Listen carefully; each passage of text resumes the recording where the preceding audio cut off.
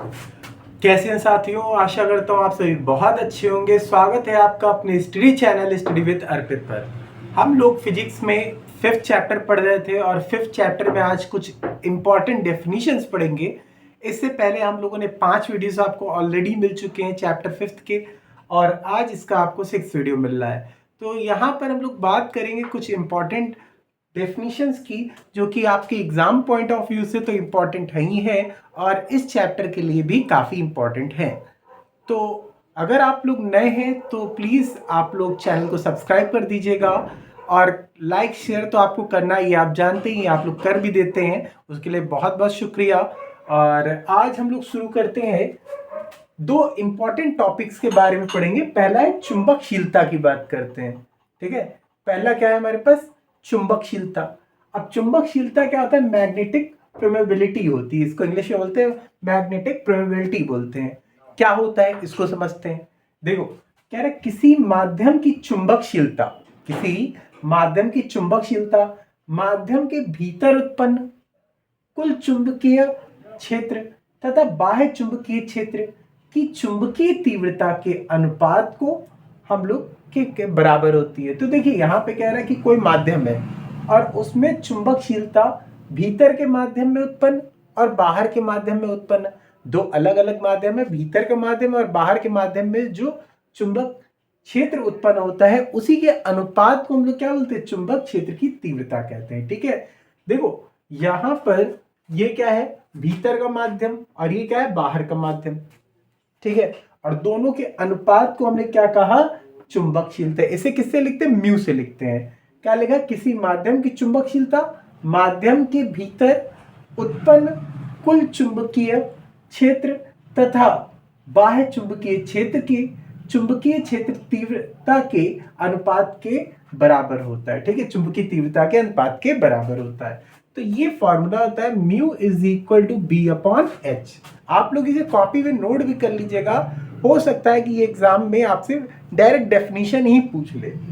फिर मात्रक क्या होता है? मात्रक इसका होता है न्यूटन बटे एम्पियर स्क्वायर होता है। क्या होता है? न्यूटन बटे एम्पियर स्क्वायर होता है। और विमा सूत्र क्या होती है? ml2 t-2 a-2 होती है। तो ये इसकी क्या होती है? विमा होती है। तो अगर हम लोग बात करते हैं मात्रक की, तो मात्रक होता है न्यूटन अपॉन एम्पियर स्क्वायर और विमा होती है ml2 t-2 a-2 होती है। तो ये इसकी विमा होती है। तो अब हम लोग बात करेंगे आपेक्षिक चुंबकशीलता क्या होता है। ठीक है, तो आपेक्षिक चुंबकशीलता की बात करते हैं। क्या होता है? रिलेटिव परमेबिलिटी की बात कर रहा है कि क्या होता है, रिलेटिव परमेबिलिटी क्या होती है। तो देखिए कह रहा है किसी माध्यम की चुंबकशीलता, भाई किसी माध्यम की चुंबकशीलता म्यू से लिखते थे, तो किसी माध्यम की चुंबकशीलता तथा निर्वात की चुंबकशीलता, तो यहां पर माध्यम की चुंबकशीलता को म्यू से लिखा हमने और निर्वात की चुंबकशीलता को म्यू नॉट से लिखा, के अनुपात को, दोनों का अनुपात, दोनों के रेशियो के हम लोग क्या बोलते हैं? आपेक्षिक चुंबकशीलता। और इसे म्यू आर से प्रदर्शित करते हैं। किससे करते हैं? म्यू आर से प्रदर्शित करते हैं। तो आपको यहाँ पे दिखाई दिया किसी माध्यम की चुंबकशीलता, ठीक है, तथा निर्वात की चुंबकशीलता का जो अनुपात होता है उसी को हम लोग बोलते हैं आपेक्षिक चुंबकशीलता, और इसे म्यू आर से लिखते हैं। और mu R is equal to mu upon mu naught. अच्छा, यहां पर बात को समझने वाली बात है, देखिए इसका मात्रक और विमा नहीं होगी। क्यों? क्योंकि भाई दोनों क्या होंगे? सेम सेम क्वांटिटी है और दोनों की विमा कैंसिल आउट हो जाएंगी। तो ये क्या है? एक विमाहीन राशि होती है। याद रखिएगा कि आपेक्षिक चुंबकशीलता जो होती है ये क्या होती है? विमाहीन राशि होती है। तो ये 2 डेफिनेशंस हैं, आप लोग इसे नोट कर लीजिएगा। कल की वीडियो में मैं इनमें आपको रिलेशन बताऊंगा कि चुंबकशीलता और आपेक्षिक चुंबकशीलता में संबंध क्या होता है, इसके बारे में बताऊंगा।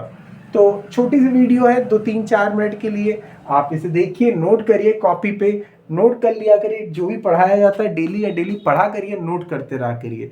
ये आपकी तैयारी को और आगे बढ़ाता रहेगा। आपको पिछली सारी क्लासेस पढ़ाई गई, साथ ही साथ हमने न्यूमेरिकल्स भी कराया आपको। तो आप लोग जरूर से जरूर पिछली वीडियो को जरूर देखिएगा।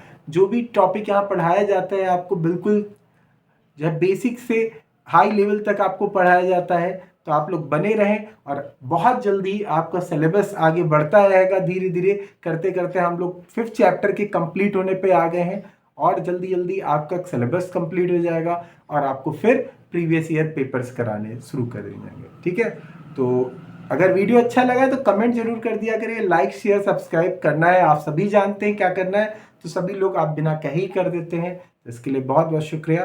Thank you so much.